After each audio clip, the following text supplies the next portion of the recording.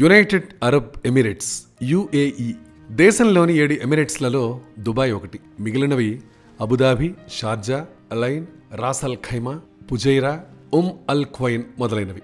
Dubai సిటీగా పిలిచే ఇది ఆ దేశంలోని ప్రధాన అభివృద్ధి కలిగిన పట్టణం. దుబాయ్ భారతీయులకు, అందున ఆంధ్రులకు చిరపరిచితమైన పట్టణం. ఇక్కడ అత్యధికంగా వలస ఆంధ్రులు ఉన్నారు.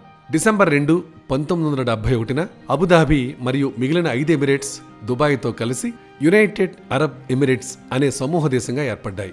దుబాయ్ పర్షియన్ గల్ఫ్ సముద్ర తీరం వెంబడి ఉంది. ఈ పట్టణం సముద్రానికి దాదాపు సమానమైన ఎత్తు కలిగి ఉంటుంది. దుబాయ్ యొక్క సరిహద్దులు దక్షిణాన అబుదాబి, ఉత్తర తూర్పుగా షార్జా, దక్షిణోత్తరంగా ఒమన్, పశ్చిమాన అజ్మాన్, తూర్పుగా రస్ అల్ ఖైమా.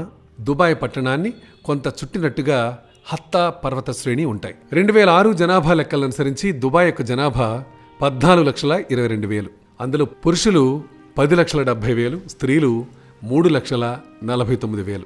దుబాయ్ యొక్క అధిక జనాభా ఆసియా వారు, దాదాపు 85% మంది. ఇందులో భారతీయులు 51%, పాకిస్తానీయులు 16%, బంగాలీలు 9%, ఫిలిప్పీనీయులు 3%. మొత్తం ఎమిరేట్స్ యొక్క జనాభాలో 71% ఆసియా వారే ఉన్నారు. దుబాయ్ పట్టణంలో ప్రధాన భాష అరబిక్.